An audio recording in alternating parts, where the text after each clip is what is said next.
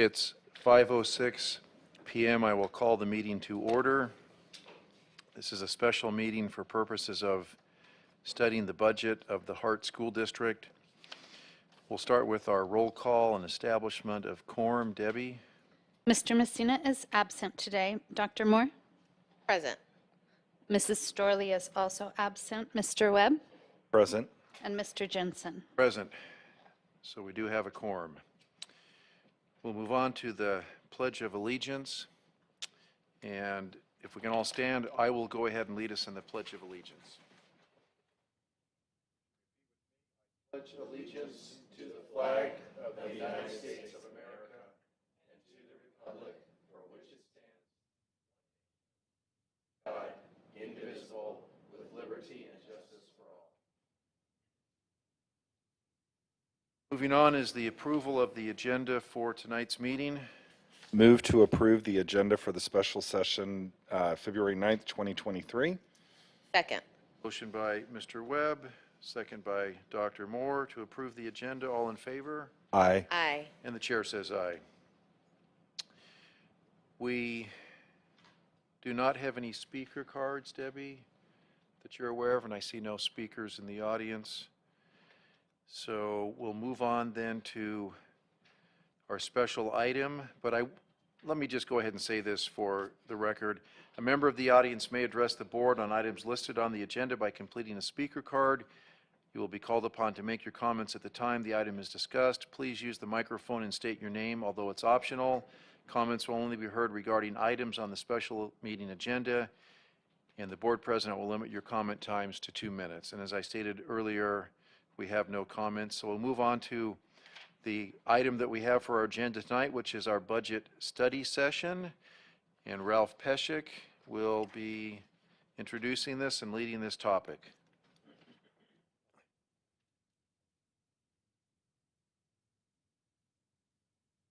Thank you, President Jensen, members of the board. I'd like to thank the board, staff, and our community who are watching from home this evening for participating in this evening's study session. As we look forward to development of the budget for the 23-24 fiscal year and 2 subsequent years, it's important that we are transparent with the community and our stakeholders regarding the anticipated path ahead of us as currently projected by the governor and the CDE. Before we get started, I want to begin our meeting with a statement President Jensen and I both frequently share at our budget meetings. The budget process is ever evolving and changing. It is not static. It grows and shrinks and adapts to priorities as identified by the district and the state as required. Everything I share here tonight may be wrong in May. Everything I share, these numbers will absolutely change as new fiscal forecasts and priorities are shared with us by the governor in his May revise. They most assuredly will change in June after the legislature and governor come to agreement on the final budget for the 23-24 fiscal year. This presentation is a forecast of what is to come based on the best available information from the Los Angeles County Office of Education, School Services of California, Capital Advisors, the Legislative Analyst's Office, the Governor's Office, and our financial team here at the district. It is a snapshot in time.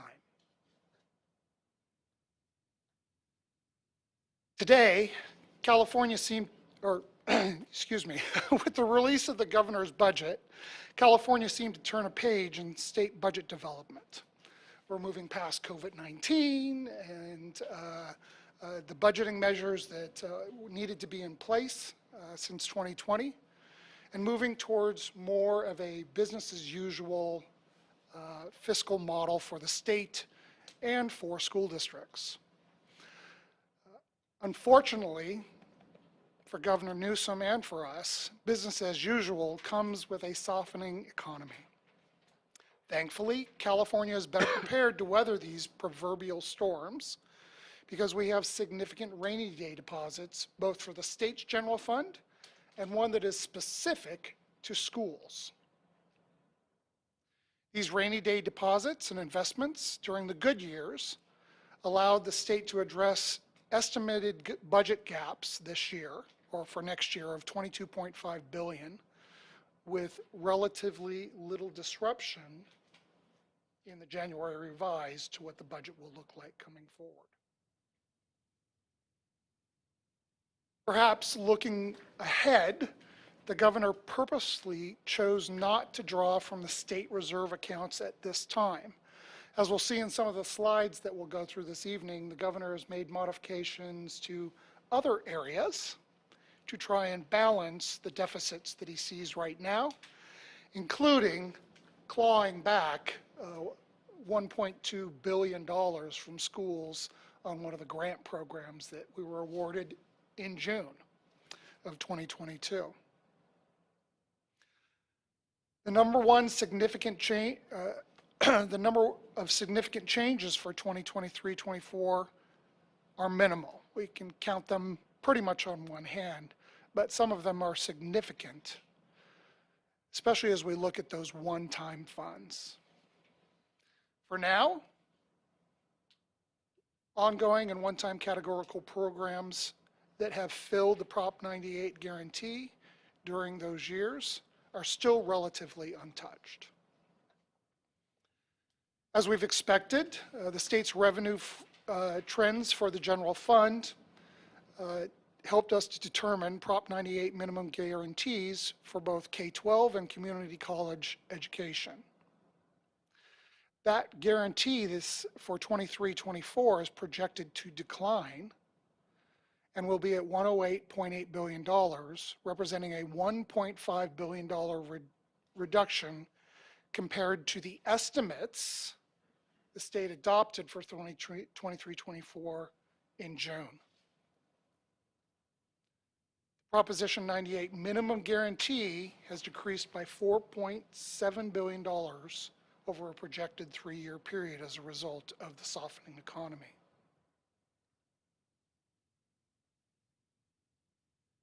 This budget proposal is not without risk. California is exclusively, predominantly funded by 3 major revenue streams: personal income tax, corporate taxes, and sales and use taxes, all of which are projected to be significantly lower in 22-23 and 23-24. This progressive tax system is extremely volatile. The governor's budget forecast assumes, yes, a slower economic growth, but he doesn't assume a recession and says so in his budget documents. Some of the factors that we're looking forward that are affecting this soft economy: geopolitical turmoil, the lasting effects of COVID-19 and the funds that are having to be assigned and targeted, continuing our recovery from that pandemic, inflation and Federal Reserve policy, further declines in the stock market, and I'm going to stop and just talk a little bit about that right now. The stock market declines are significantly impactful on the state of California. The gains that the highest earners in our state receive off of their stock portfolios contribute significantly in the personal income category. And when they're making less money off their stock portfolios, the state budget is impacted significantly. It's a very small number of people that contribute a significant amount of money to the state's revenues on an annual basis. Housing prices are starting to decline as well. And there's still a looming possibility of recession, even though we're not specifically having that discussion today. This slide is a snapshot of page 10 from the governor's budget summary and shows what the current projections the governor's office is looking at for state revenues. I won't spend a lot of time here. It's really a reference point for the community, and it's a snapshot of proposition, where the state spends its money on a very high global level. What I will share for you is I have updated the district, and this is what you all want to know. I have updated the district's multi-year projection for 22-23 through 24-25, representing recent settlements with, excuse me, recent settlements with our bargaining units. I would say teachers and unrepresented. Classified is not represented here. Thank you, Dr. Nielsen. As we'll talk about in a little bit, part of the governor's projection is for an 8.13% COLA, which represents a 2.75% increase over what we had already used in our budgeting. So we aren't getting a new 8.13% next year. We're getting 2.75 more than we thought we were getting in our current budget projections. There is a little bit of a qualifier there. Currently, the governor has lowered the COLA for 24-25 and 25-26 by 0.48% and 0.41% respectively. Where that balances out is a $16.5 million increase to our LCFF revenue beginning in 23-24, or an average of $5.5 million a year. We will touch on a little later some of the things that will eat away at that or claw back some of that additional revenue. As I mentioned before, the administration estimates the minimum guarantee is $108.8 billion in 23-24. It's $1.8 billion above the revised 22-23 level, but remains $1.5 billion below the 2022-23 level enacted last June.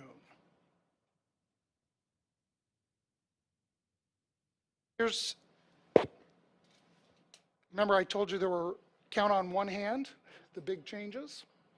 An 8.13% COLA, representing a $4.7 billion increase to LCFF funding. 5.04 LCF funding increase, utilizing $1.4 billion in one-time funding. An equity multiplier in conjunction with accountability improvements.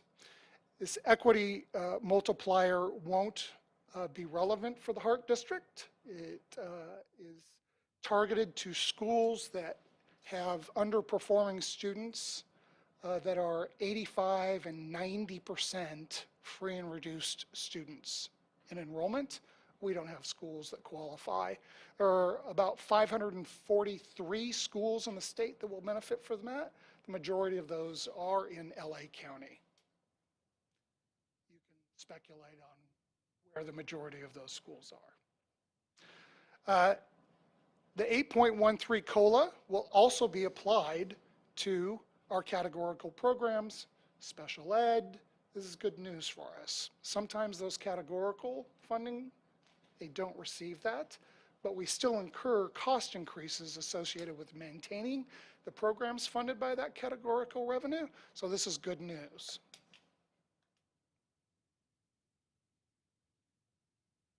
So with the 8.13 COLA increase, what is our funding going to look like next year? Well, this slide could also include 3 more rows for preschool and for elementary, and it's broken up by grade levels. We're focused on 7-8, our junior high schools, and 9-12, our high schools. And next year, we started with a base funding, let's talk about the high schools, of $11,102. The COLA will bring in an extra $903 per student based on average daily attendance, which will raise us up to $12,005. And there's a grade span adjustment that's also included in the high school. Primarily that's targeted to help us pay for CTE programs and other programs that are specific to high schools that you don't are required. Which brings us to an adjusted base grant for every ADA of high school of $12,317 and junior high of 10,359. Any of our students who are considered unduplicated, which means that they are a foster child or they are low income, they qualify for free and reduced meals, we do receive an extra 20% on top of the base allocation for each one of those students.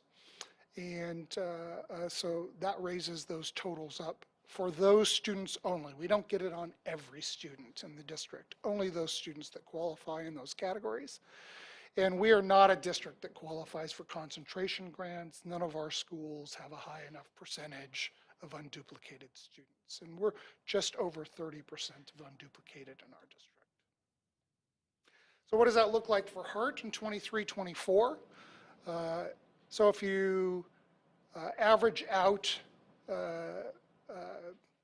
the two different grade levels of funding per student and do that based on the number of students in each category times the number of students, revenue projection for 23-24 has increased to 258,048,955 for LCFF revenue as a result of that 8.13 multiplier. Now, we're developing the budget projections. As I said, they're forecasts. They're not perfect. They're constantly changing. School districts in California use a standardized set of assumptions in budget development. School Services of California prepares a financial projection dartboard, which is updated a minimum of 3 times a year. The January governor's budget proposals are incorporated as a result of that. All these baseline assumptions we use to develop the budget you see before you. All districts in the state of California use this, and so January's governor will take these and will apply them to the second interim report, which will come out next month. And the May governor's budget revise, those projections will be included in our budget adoption in June. And then in July, we'll get another set of numbers once the state actually adopts their budget, and we'll incorporate that into the first interim report in the fall. Well, that is welcome news with the revenue increases we've touched on, and all of these increases you'll see in these lower numbers year over year. In each one of these categories we've increased. There is some challenging news. I said that not all of that money would drop to the bottom line in the general fund. We're fortunate that CalPERS, which is our employee retirement system for our certificated or educational staff, classroom-based staff, is remaining constant. There's no we have not been notified, and the governor's office hasn't anticipated any increase, and it'll maintain at 19.1%. So we contribute 19.1 cents to a retirement fund for every dollar the district spends in certificated salaries. So that's good news. STRS is stable for now. Unfortunately, while the LCFF funding factor slide and the numbers I shared with you earlier project revenue increases, which we hope to realize based on these projections, we also have to take into consideration expenditures.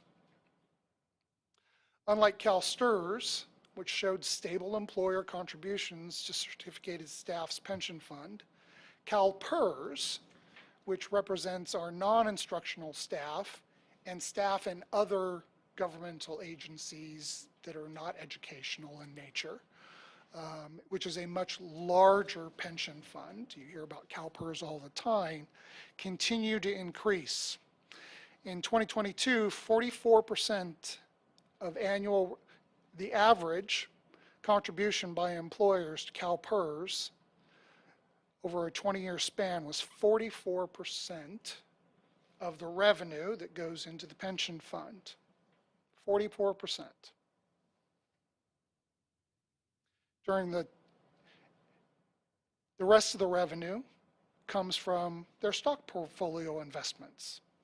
So only 56% of their revenue comes from their investment portfolio, the rest comes from employers, and the employees themselves contribute.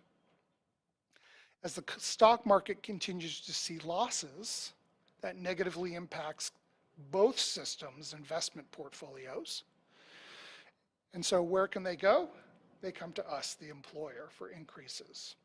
So as you'll see on this slide, while 22, 23 is remaining constant, we're halfway through the year, 23, 24, 24, 25, and 25, 26, CalPERS has already announced significant increases over that 3-year period. What does that mean for us? Well, we had forecast a little over $37 million over a 3-year period to contribute to CalPERS.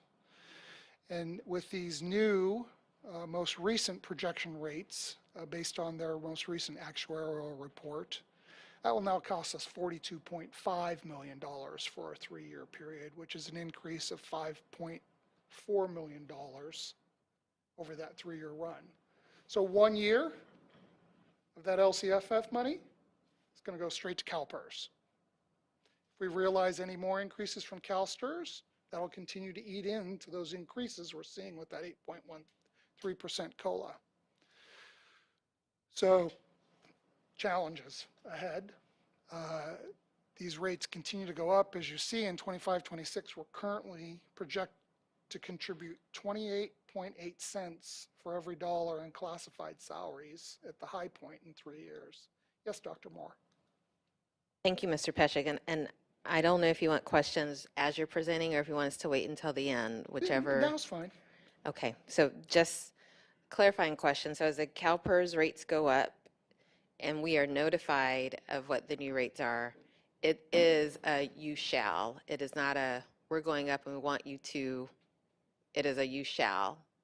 These are mandated. You are absolutely correct. Thank you, Dr. Moore, for the. We don't have a choice. We participate in the state program, and they tell us, and we pay, and we're pretty much just have to do it.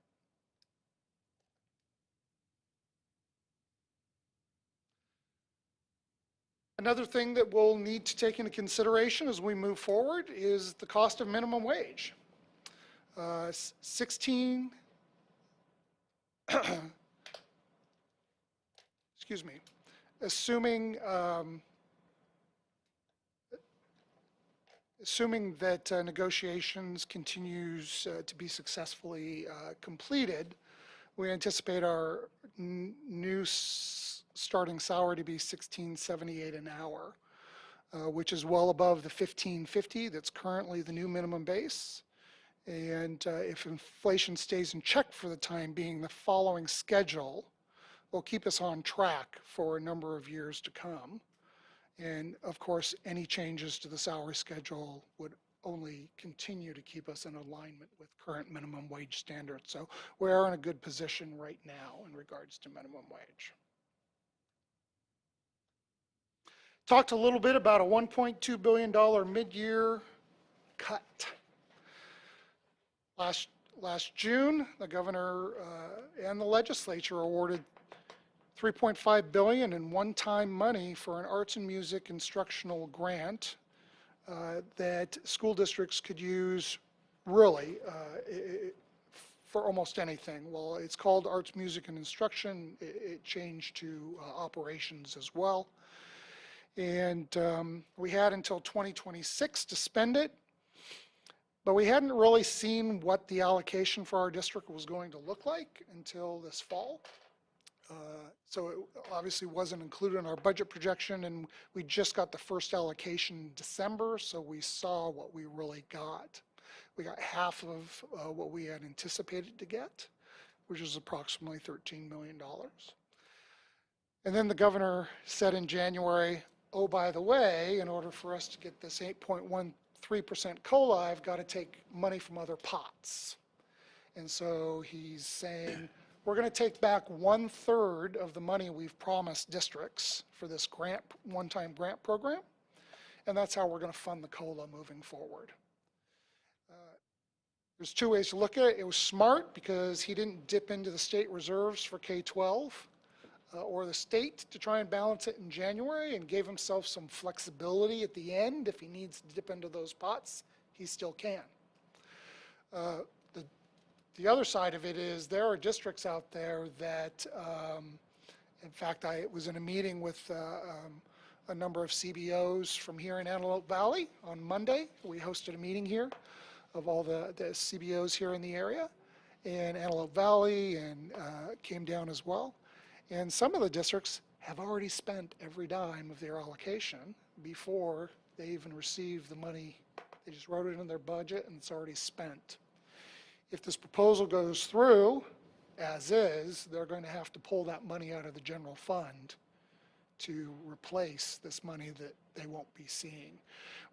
We're projected to get the second half of it in May, but that is not written into Ed Code, and it wasn't part of the trailer bill.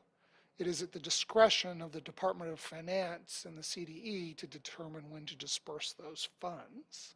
So they could delay them and see what happens with budget adoption.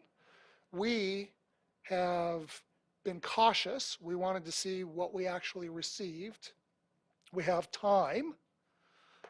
And we wanted to see what happened with Prop 28, which I'll talk about in a minute, which is additional arts and music funding. And I think that gave the governor some license to feel comfortable to pull this money back as part of his proposal, because he knew Prop 28 was coming into play in the 23-24 school year. That was my question with the 1 billion from Prop 28, and he took 1.2 billion. Does it almost come to a wash for what we're going to feel, or what? Very similar numbers, Dr. Okay. Moore, and we'll look at our numbers here in a second. So, you know, my hunch is that's why he went after this pot. Unfortunately, some school districts are going to be really hurt if the legislature actually enacts this. We'll be okay because we haven't spent this money yet. And we will adjust our plan to work cooperatively with Prop 28 plan and bring it to the board prior to us expending any money as required by Ed Code. I mean, it's, you know, you are promised something, and then the Prop 28 advocates wanted this plus Prop 28, and then Prop 28 passes, and then this is pulled away. It's not really a great way of, to me, keeping the promise to commit and support the arts that I thought our governor had. But anyway, here we are. I am extremely grateful for our conservative and thoughtful approach to budgeting in our district and not putting the cart before the horse. And in this case specifically, it has saved our bacon. Ralph, don't spend it until you receive it. The check's always in the mail, but it's not there until you get it. Not this time. Mr. Well, Webb. I was just going to say, it's why we were fortunate in AB 130 that was written into Ed Code about the universal meals. So you can't take it away. So I'm glad of that, because I've always been a very strong supporter that all of our students, regardless, are going to have meals. So that was the kicker, because yep. it's an Ed Code and it can't go away. It's easy to put in, very hard to take out. It's interesting that as part of I'm not going to talk about that today, but it is interesting, Mr. Webb, that they still have to have a discussion on an annual basis about that appropriation. It was not codified as an ongoing appropriation, and so it's not 100% protected, but today they're supporting it, and I think that moving forward, the longer it's in place, the harder it'll be to Right, roll back. because I do know that there is an expiration with the law. It's June 30th to 2024, am I right? I think. It does have a timeline. I am Right, not sure what it is. Right, because independent study is folded in, and I don't want to go down that road. I'm just saying that that's another one, because But it's a great example Right, of right, because I saw the political learning decisions and- recovery information that you have later, so. Thank you. you. And I've covered this. Just for the public's knowledge, these are some of the areas that we could spend that money in when we realize it actually materializing. One of the, the trends that the state of California is suffering from is, and you see it in the paper, and it should be no news to anyone. We have a significant decline in enrollment going on in the state of California, and its continued decline is projected for the next 4 years as presented by the governor and School Services of California. Consistent with California's trend, Hart is also forecast to continue to decline in enrollment through 26-27 school year. At that time, the information we have from our demographic team at Davis Demographics says that we should stabilize for a number of years as some of the projected residential construction in the valley continues to kick back into gear. And but it takes a little time for you to rebound. And I think that the concerning thing is that the overall state trend, we're mirroring it. And it's my significant hope that future demographic reports and all the construction that we're having here in the valley, we're very fortunate that we're not landlocked and we can expand in Santa Clarita, will help us to bounce back. I'm just curious, Mr. Peschick, the state percent declines, how far off we are with our demographers' projected declines. I know the trend is the same, but I'm wondering where they have, a -8 point. Oh, percentages? Mm-hmm. Thank you, Dr. Moore. We'll get an updated slide that shows percentages. Thank you. That's a good catch. Ralph, just a comment, if I will. Yes, sir. If I may.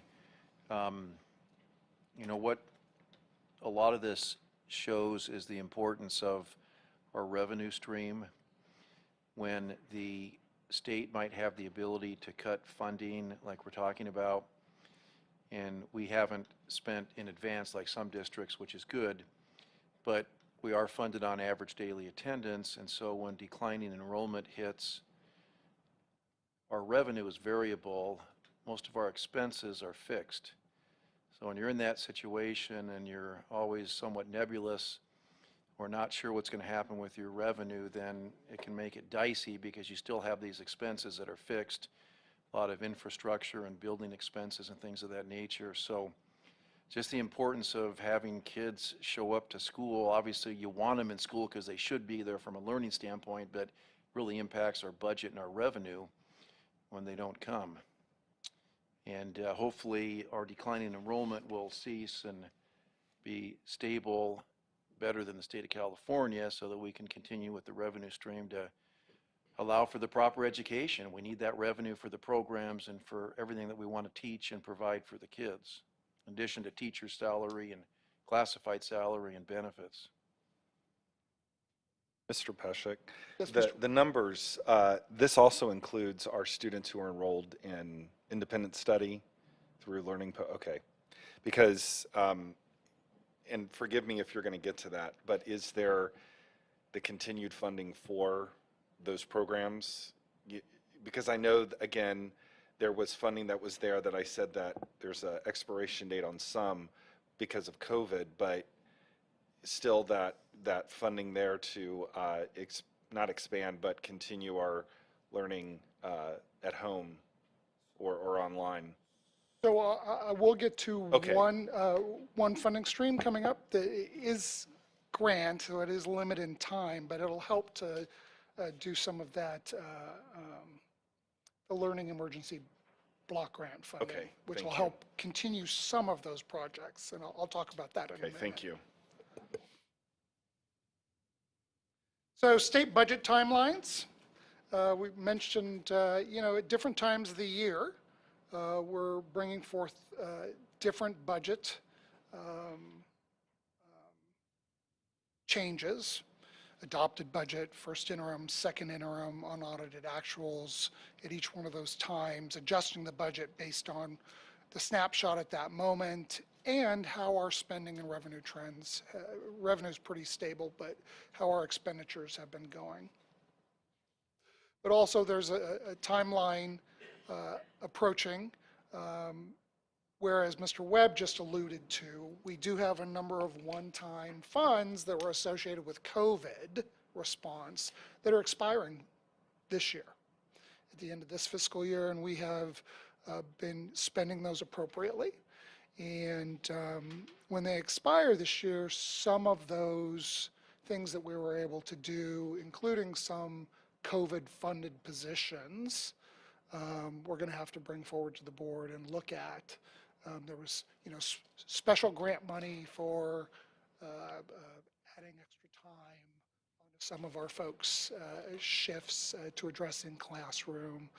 We brought in some extra help, and so we'll be bringing forth what that looks like moving forward for the board's review in the future. Prop 28, as I previously alluded to, was approved by the voters in November during the general election. The Arts and Music in Schools Funding Guarantee and Accountability Act, which sets aside 1% of Prop 98 revenue. So they're taking some of the money we normally would have gotten, and now they are blocking it out and saying this Prop 98 money may only be used for arts and music. As Dr. Moore alluded to, estimates it's going to increase state costs by approximately $1 billion a year, offset off the other one for 1.2. But this is a continuing appropriation, and so that 1.2 that they're taking from the grant is only going to help them one time. 70%, excuse me, funds are distributed to LAAs, so how they determine who's going to get it, 70% are based on statewide enrollment in preschool through grade 12, and then 30% of the money will be distributed based on how many unduplicated or low-income students you have in the district. Schools must distribute that money to the schools in the same proportion that we receive them. So this is not a district pot of money to determine. These are 17 little pots of money coming in, one for each school. So the schools will need to develop their own action plan on how to use this money on an annual basis, and those plans will have to be updated on an annual basis. So a little work for the schools to gain access to this money. Dr. Vieira and I are facilitating a working group with staff, with students and parents to gain input on what this plan will look like. We'll be providing some training for principals on, what's an appropriate use of these funds, what's allowable, what's not. Then, Cabinet will review that, and everybody will have an opportunity to see those plans. They will be posted to the district website for transparency. Schools will decide how to use this money. Kind of like the school plan. Yeah. There are some qualifiers or some restrictions on these funds. 80% of the money must be used to hire new staff. Classroom staff. Classroom staff. Well, no, just new staff to facilitate programs. The schools are allowed to come together and agree, hey, we're going to set aside 10% of each one of our projected income or revenues for a district level program that we're all going to benefit from, or a coordinator or something of that nature. It doesn't have to be specific. There is capacity for both. My question is, the money that we were that we're still getting, but that was pulled back, the arts, music, and instructional material grant. That money was much more flexible, and I guess I want to see a crosswalk of what we were going to spend with that, and now that we've lost 1.2 billion across the state, I don't know what that number is for our district. And what we think the plans, I know the sites are creating them, but what the gaps will be after this Prop 28 funding is used. So, Dr. Moore, to that point, we didn't Get that- bring forward a plan to the board yet for the grant. Okay. And Dr. Vieira and I are actually just scheduled our first meeting with staff to start the Prop 28 planning process for 23-24. So Okay. So we don't probably- have a gap, because I'm hearing some So districts have. I'd say we had ideas, we hadn't really formalized anything. So we could talk in generalities there. But once we proceed through the plan and see what the schools are coming up with, I anticipate that we'll be sharing that. Thank you. There is a waiver process referenced in the referendum.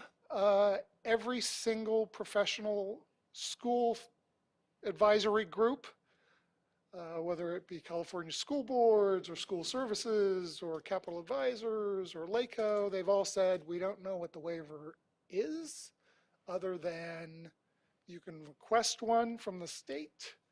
And we're hoping that as part of some upcoming trailer bill language, that they will clarify and provide guidance on what that would look like. We don't know whether it'll be, we want a waiver to use it because we have a robust arts and music program. Can we use some of that money to supplement currently? Because currently you can't supplant, or if I'm paying for a program today, I can't use the new money to pay for the existing program. We're hoping for some flexibility as part of the waiver process. We'll see where that goes. Peschick, Superintendent? if, just for clarification purposes, if 80% is required, if it goes to the school sites, 80% is required for new staff, then if I'm looking at some of these smaller schools with numbers like 49,000 for AOC, how does that then translate into the ability to hire staff? Yeah, and that's been one of the discussion points that we have been talking about. There's not a real answer to it right now. CASBO Legislative Committee, which I sit on a state level, we actually at our last meeting last month had representatives from the Legislative Analyst's Office and the CDE come and sit with us, and Prop 28 was part of our discussion with them. And that exact question that you asked, Mr. Coleman, we asked them, and they kind of went, that's a good question. We'll have to work on that and get back to you. And I don't know whether that'll materialize as part of the waiver process, or they can only fund 0.25 or a part-time person, and they have to share that person as part of the cooperative.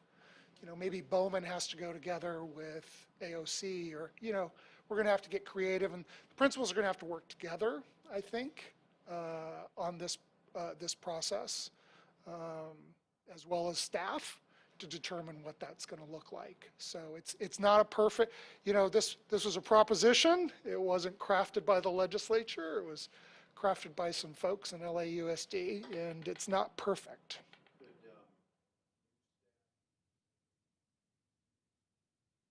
Not out of this money.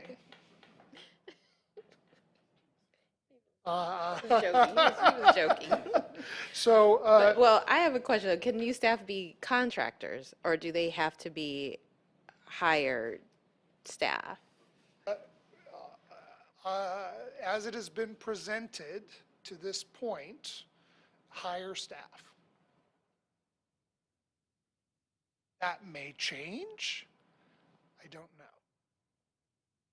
Mr. Peschick, is it fair to say that the funding could change, the funding formulas, or is that So set? the formula is set, however, Okay. based on, the calculation method that they use, where they're looking at, how many students do you have?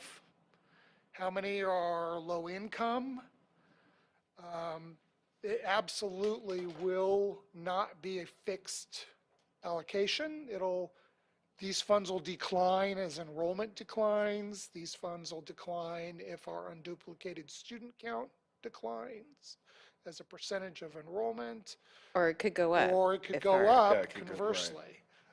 So some schools could get every year more. we'll be waiting for that allocation. I'm sorry, Dr. Moore. No, I was just saying, that's an interesting point, because this money goes into perpetuity. This is a state proposition, so some schools could get significantly more if their unduplicated number goes Oh, up. absolutely. Right. And we've seen that trend in some of our Title I schools, whereas other schools will lose or could lose.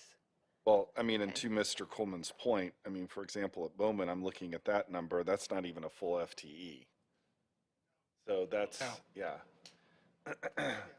So, we're going to have to get creative. Right. And I think as the spring continues and we continue to get more information and work, Dr. Vera and I work with staff on developing the plan, hopefully we can address some of those issues as part of that.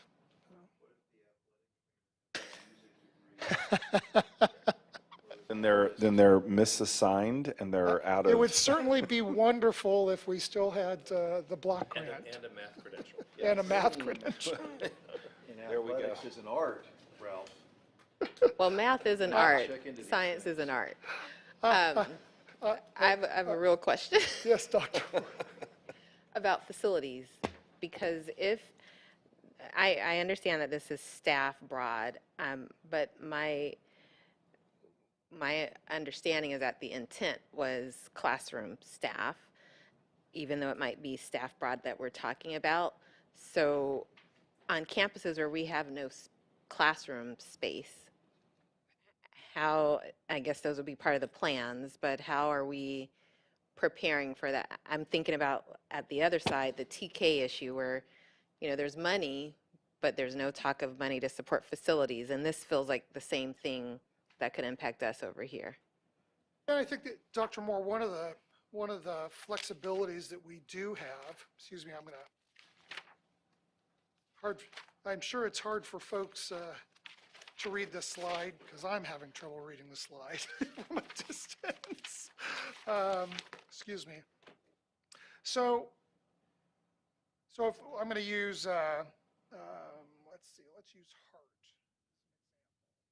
Art gets 307,000 a year, So or this next year. So 20% of that can be used for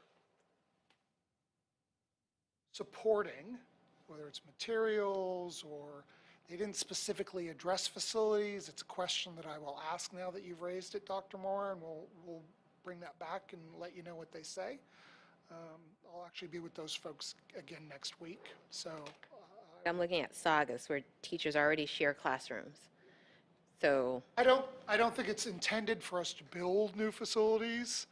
I think that it's really intended for, to your point, in classroom use supporting the 5 different areas of arts and music, whether it be media arts or music or one of those 5 areas. So I'm thinking more in lines of supplies and in classroom equipment.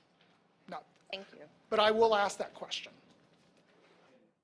Sorry, I'm to harp on, but this is so important, and I'm just wondering, Ralph, does it also cover the ability for things like, I'm just going to give an example, like a trip to the Walt Disney Music Hall. I mean, something like that. Is that covered by this as Actually, well? field trips Okay. and enrichment activities are an allowed expenditure are out allowed? of the 20%. 20%. Yeah, cultural too, Dr. Dr. Vera, what Vera. did you, I'm sorry, I didn't hear what you said. Yeah, I think it lists cultural activities as well. Okay, So enrichment is definitely a part of this.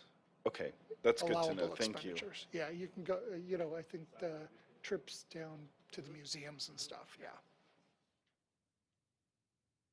And professional development too, right? Yes, yes. Which is some of what is allowable under the grant, so some definite parallels. Okay.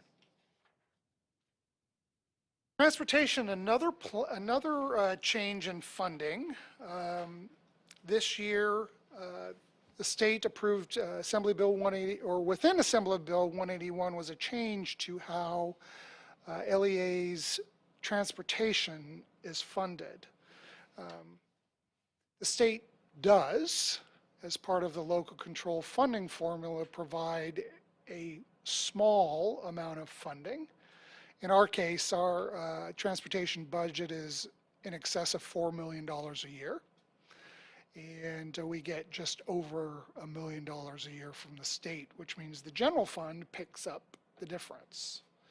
This year, they implemented a new calculation model, and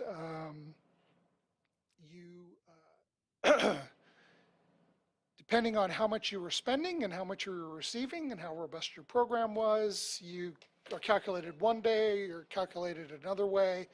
And we received, my projections are that we will receive some additional funding for transportation this year in the spring for last year, and less than $1 million, but still helpful. Between $600,000 and $800,000 is our current projection. Based on our understanding of the funding model, they have not released that number to us yet. So that is good news. But as part of accepting that money, we have to develop a new transportation plan, which we will bring to the board at the first board meeting in April for your review and approval. And as part of that, their goals in this increased funding was to expand transportation for TK through 6th grade, which doesn't really affect us. But the other side of it was prioritizing low-income students who may not currently have access to transportation. We primarily use the yellow bus fleet for our special ed students and for co-curricular or extracurricular or athletic activities. We also have a couple of routes specific to athletics where students can't access facilities easily.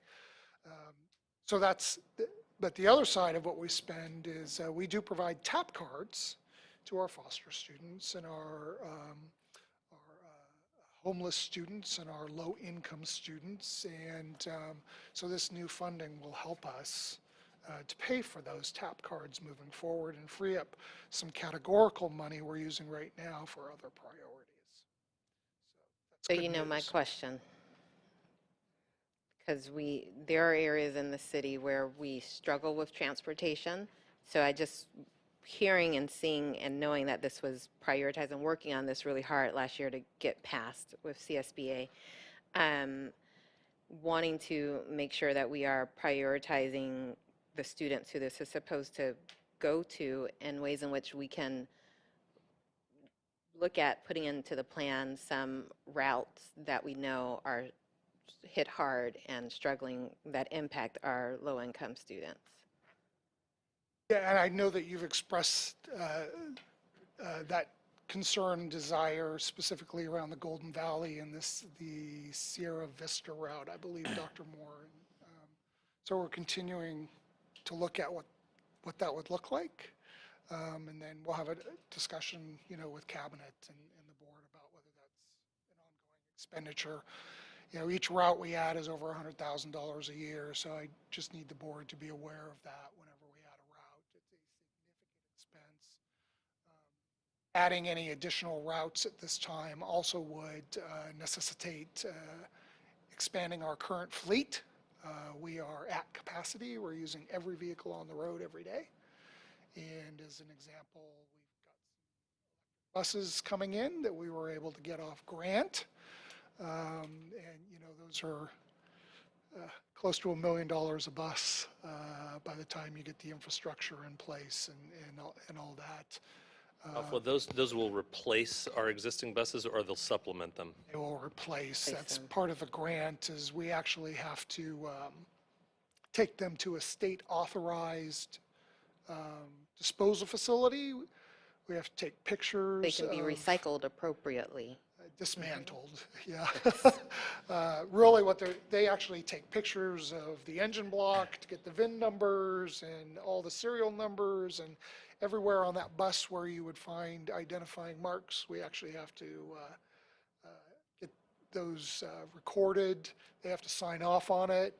They pull the engine block out and the seats, and then they throw it in a big crusher, and once it's physically crushed, then they'll sign off on our report. So, yeah, it's replacement, not supplement. So Ralph, like you said, right now, we're maxed out on transportation, and to add another route would be $100,000 plus the vehicle, or the vehicles, the bus. And we had some capacity in the fleet, but as our special ed numbers continue to grow and the needs of That's those taken the students, Extra.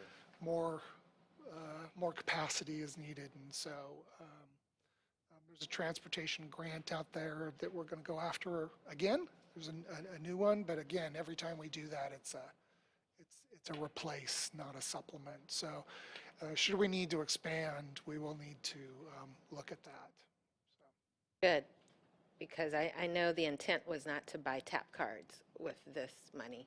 It was to. Well, the tap provide- cards would go to the low-income students to provide capacity for them to ride the routes, yeah.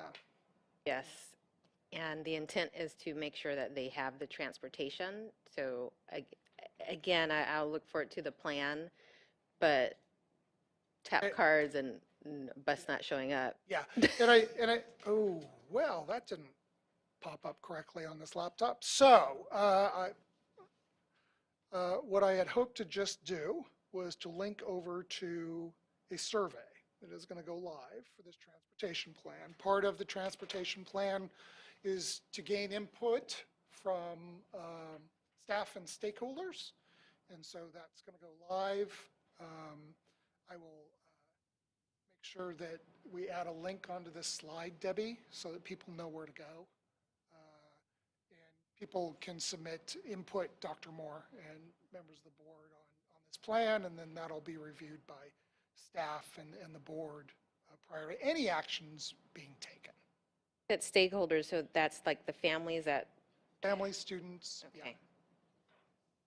It's actually quite a list. It's almost like an LCAP list of stakeholders. So community, the city, yeah. There's going, a lot of people are participating. Good. Lots of, because it is a community issue. Transportation is Transportation, regional. Mhm. yeah. So And that- may I ask a clarifying question as well? Mr. Jensen's okay? Yes, please. So so first of all, I just want to make sure I understand that we're looking at 600 to 800,000 of new money. Can any of this money be used to partner with the city and their transportation? I mean, or, So we've asked the city transit department previously, because when we identified some challenges on some of the routes that the city graciously partners with us, and they are great partners. Nothing I want that to be very clear. They have dedicated routes for Golden Valley. They have dedicated routes. It says on the bus, Golden Valley School on a city bus. And so the kids know which bus to get on. We asked the city, we wanted to use some of that one-time COVID money to try and supplement, and their response was, we can't do that. It's actually against our grant funding model that they use to fund their programs. So they can provide it as a free service, but we can't contract with them for extra routes based on that conversation I had with them. Because And we can't restrict them from letting anyone else on those buses. can't. They So are it public says Golden Valley conveyance, yeah. School, but I could get on that bus. That's or correct. It is a anyone. public conveyance. It's a public bus still. Absolutely. You are correct, Dr. Moore. So, and I would note that $600,000 to $800,000 a year in extra, it is restricted in nature. We cannot use it for capital. It can't be used to purchase new buses. It has to be used for the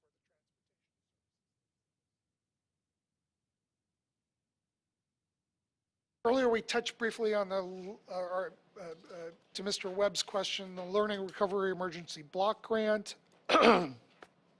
For us, that represented a one-time $14.8 million one-time grant that has to be expended prior to the end of the 27-28 school year.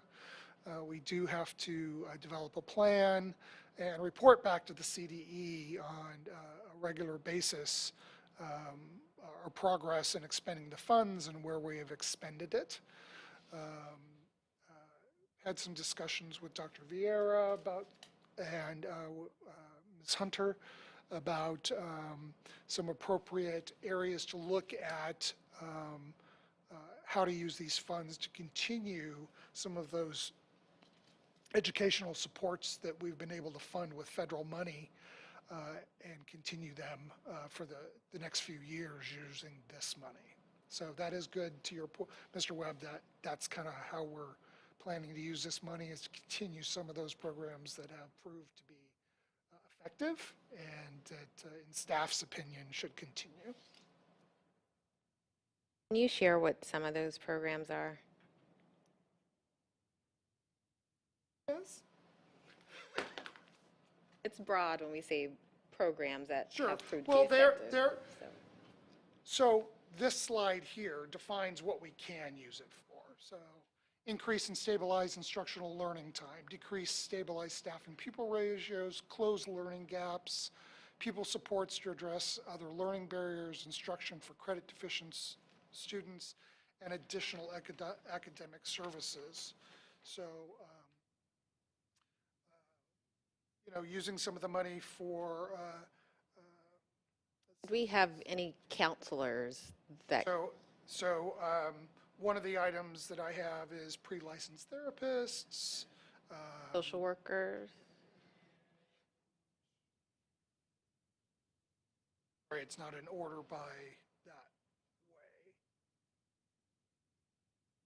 way. You don't have to do it Mr. to me Peschick, now. if I could help you, I think I Yeah, thank remember in some of our school presentations, I remember specifically Rancho Pico was one, I believe also Arroyo Seco, where they were talking about some of the learning recovery programs that they had implemented with staffing, being able to fund those. Yeah, And, yeah. being able to have those increases in terms of students who at one time might have been a non-promotee, but now were able to catch up.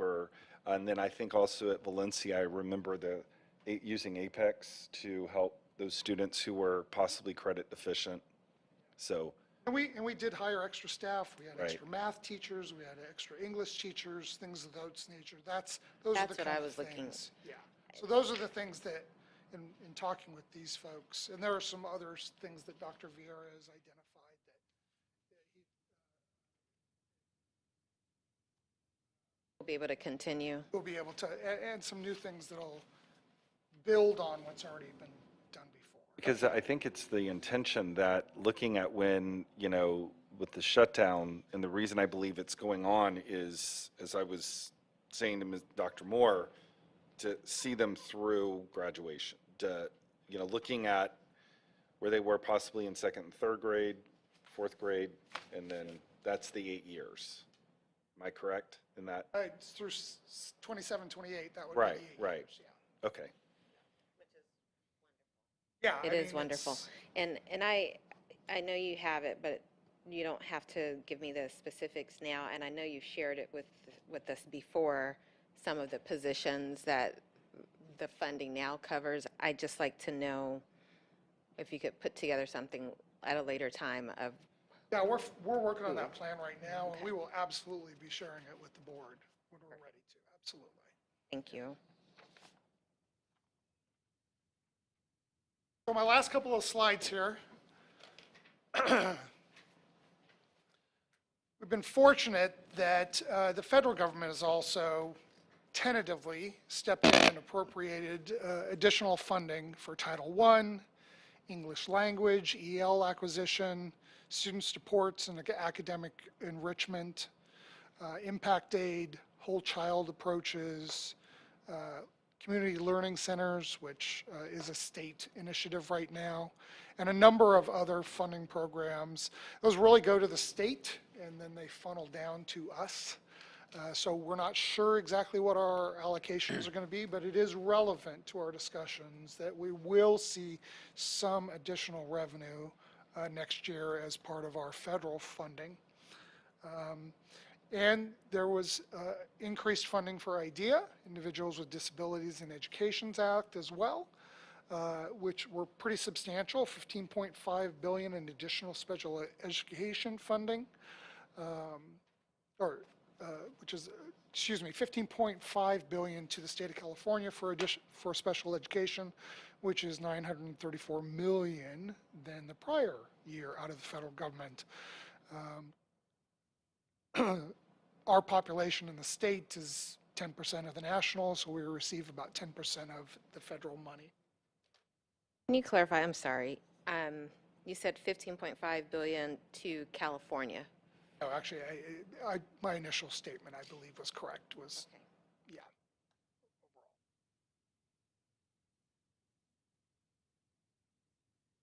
You put So- Special Olympics there. Do we get any No, funding? that's state level funding, Okay. yeah. But that was the package for IDEA. So next steps, we will be bringing those COVID-related items to you for your review at the March 1st board meeting. March 15th, adoption of the it was not April 1st, March 15th, we'll have the transportation ready plan for your review.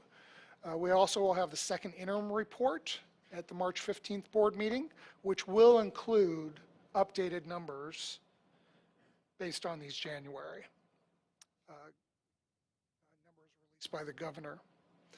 As I mentioned, Dr. Vieira and I are working on a Prop 28 priority spending plan. Anticipate the governor releases May revised by Friday the 12th. We will have a budget update for the board on May 17th, just a teeny tiny one, just to share what that looked like. And on the 14th, we are currently scheduled for our first budget hearing where we'll present the proposed budget for 2023-24. Then the board and the community will have about a week for comment, and then we will make any modifications required, and then bring back the budget for approval on June 28th. Ralph, Yes, sir. question. We talked a little bit earlier about the California lottery.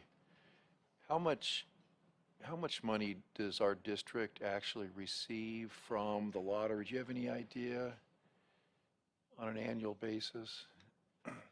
Should know that number too. I just looked it up the other day. It's not in my slides, Debbie. Not as much as people think. No, That's it's the- not as much That's as the people point, think. yeah. A lot of people I've had a lot of people say to me, how much do we really get from the lottery? And is it really much of a benefit? And where does it go? And Yeah, we had an inquiry from, I've never thought it was very much. Plus those the high other day, Powerball so- payouts, so they have to pay those. I know exactly where to get that number. This is really great and helpful, a very nice infographic. Where is it being shared?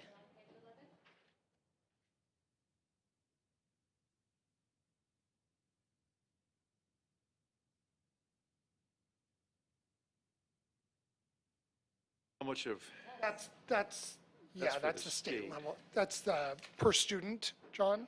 Yeah. I'm looking for the actual allocation, yeah.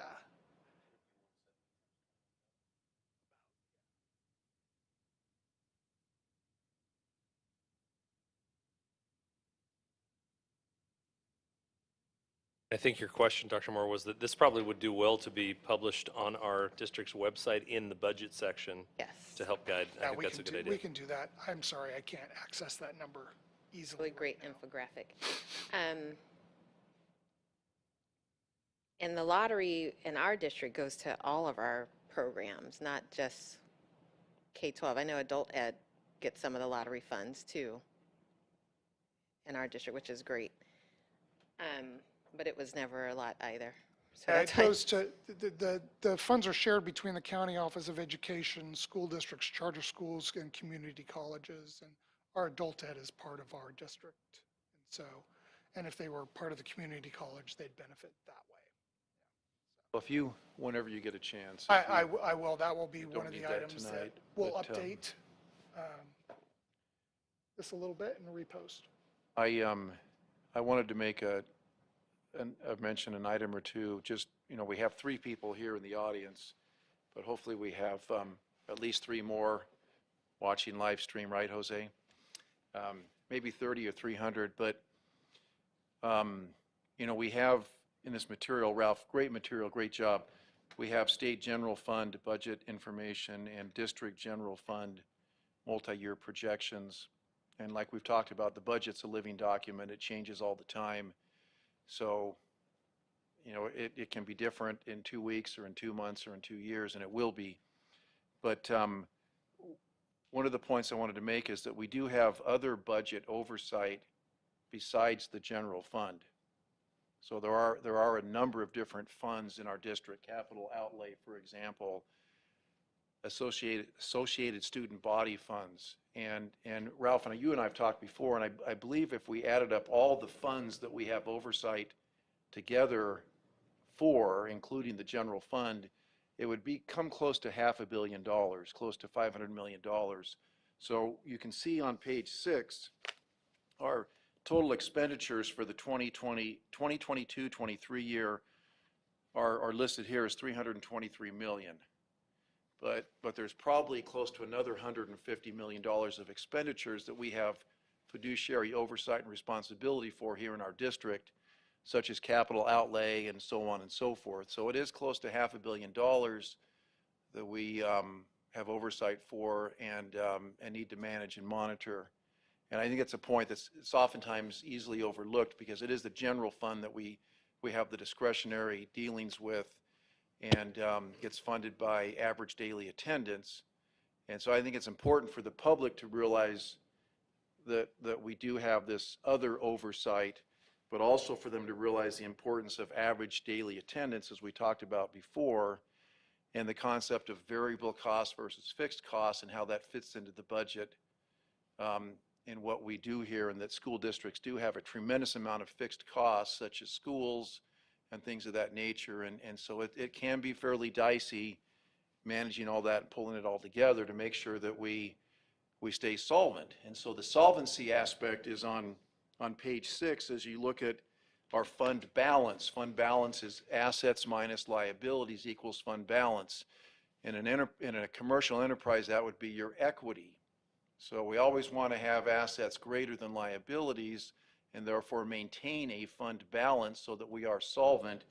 And you can see that we do have an ending positive fund balance for the 23, 24, and 25 years, although we are deficit spending, but the funds that we have are there to be spent for appropriate purposes such as student education, student programs, as well as salaries and benefits for our certificated and classified personnel. So we're always striving to watch that bottom line, the fund balance, to make sure that we don't spend more than we have and that we can stay solvent and that we have assets greater than liabilities. So I just wanted to point out a couple of those things for members of the audience who might be listening, who are not CPAs or not board members or not immersed in school district finances as we all are on an ongoing basis. That those are some key things to keep in mind and to try to understand, and we'll, I'm sure, elaborate on those more as time goes on. So Dr. Moore?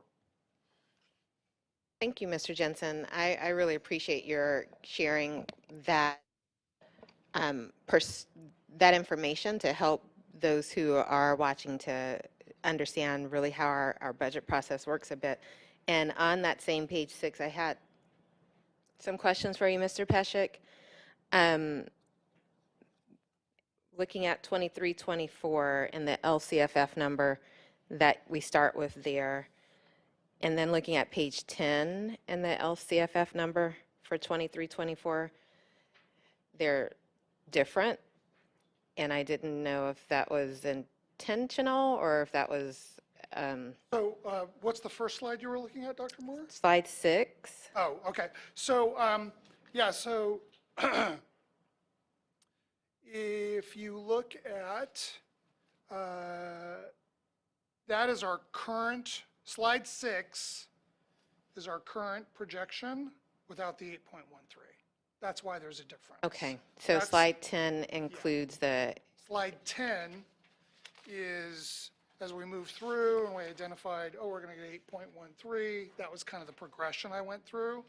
And So when so we- our estimate is 258 once the 8.13 is applied to LCFF. that can be pretty confusing because these are projections, and I'm wondering if why we wouldn't have the number that we're projecting with the 8.13 on that slide?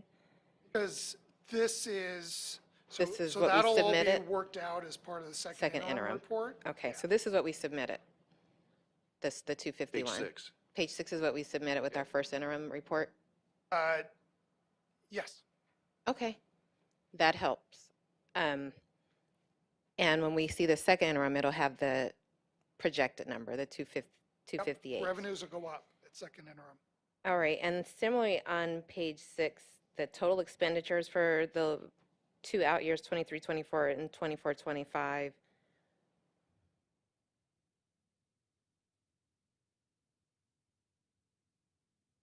Okay, Ralph, page 6 does include the recent raises, salary increases, right, as you mentioned before? It includes It includes- classified or just certificated? Just certificated in management. Okay. it includes that, but not The board has COLA? not approved a raise for CSEA at this time. That is No, not in no. here then. That's not my question. It includes the raise that we did approve, but not the 8.13% COLA. Okay.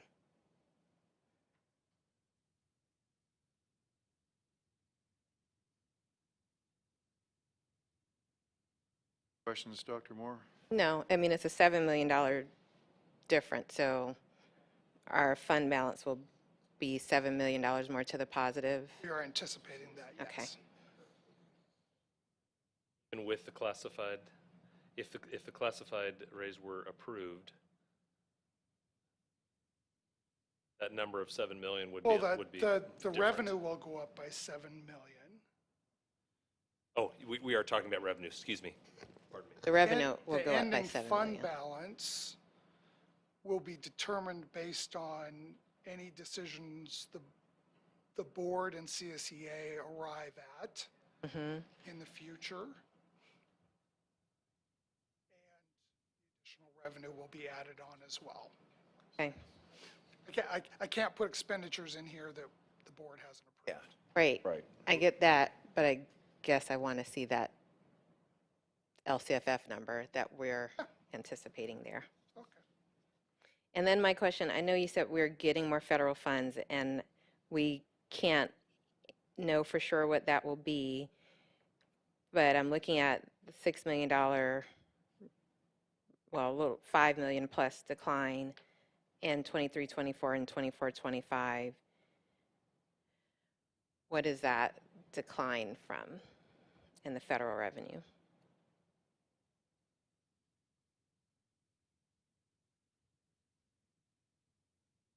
The athletic trainers that I'm so So, searching for as hard as I can. you know, those numbers haven't changed since first interim, so I didn't specifically bring those notes as to what that looks like. Federal is also one of those that changes on a regular basis. But those numbers should be consistent from the first interim report. And then, will we know in the second interim any more about the increase in the additional federal funds that are coming? Yeah, no, all the numbers at the top of the page those 4 rows, those will all be adjusted at second interim next month. Great. That's it. This is, to me, the most important page, because this gives us kind of the overview of everything, and so making sure that it's understood that this is based on first interim. When we see this again on the date that you are projecting, March 15th, about a month from now, all of this will look different. Okay. Living document, Ralph, living document. Mr. Webb, did you have some questions? Well, yes, just, Mr. Peschick, thank you for your time, you and Brittany for doing this. This is really helpful. I know when I read the budget, it's not in here, but I think it's important for our board, or those in the audience and everyone else, that the governor also proposed $3.5 million for one-time Prop 98 money for the fentanyl overdose, that every middle school and high school will receive at least 2 doses of I'm sorry if I'm pronouncing it, naloxone. So I just, to be, to reverse the opioid overdoses. So I know that that's been a very strong concern in our district and all over the United States, and I think it's really important to know that the governor did put that in, so we'll have access to that. The educator effectiveness grant goes through 25-26, correct?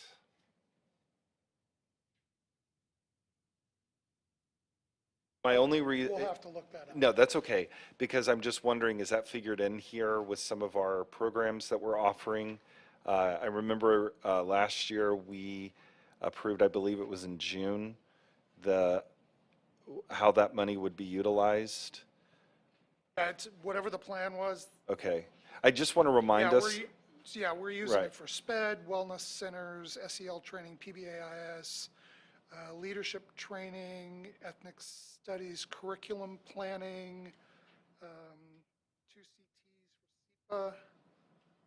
Those are the big items. Okay, no, and I'm just wanting to remind us that we still have that money as well. And that money, I believe, is through 25-26, so that's probably why it was not in or 24-25, I can't remember the exact date, but that's why it was not put into the January budget, because it's meant to be used over the course of those 3 years. Might be Good. 25, 26. I think it is 25-26. Anyway, I just wanted to remind ourselves we still have that money there. And that money is to be used. There was a lot of different things, but there is a lot of flexibility, and we're still using that to support the goals. Yeah, and the reason I was able to count out those years, because we have already planned and encumbered those funds to Okay, pay for those. great. So that is not in the general fund. Right, it's a block grant. All right, those were my only 2 items. Thank you.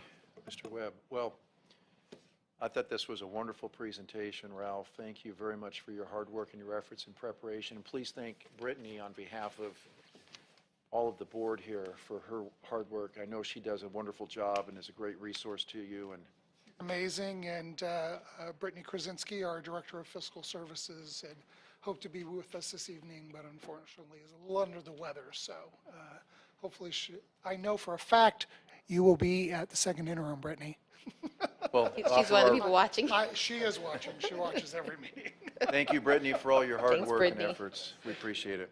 Well, it's been a wonderful meeting, and we'll look forward to another future study session. I just would really appreciate the board making time for this important study session this evening. It's one of the things that we've committed to as part of our strategic plan, to be as open and transparent as possible about all of our fiscal functions, and this is an important part of that. So thank you. I know it's an extra board meeting for you all this month, and I'm grateful and appreciative of the support and the questions. Well, it's important for the community, very important, and Dr. Moore and Mr. Webb, thank you for your great questions. This has been a really good meeting. So it is 6:30 exactly, which was our target date, so we'll entertain a motion to adjourn. Move to adjourn the meeting at 6:30 PM. Second. Motion by Mr. Webb, second by Dr. Moore. All in favor? Aye. And the chair says aye. We are adjourned at 6:30.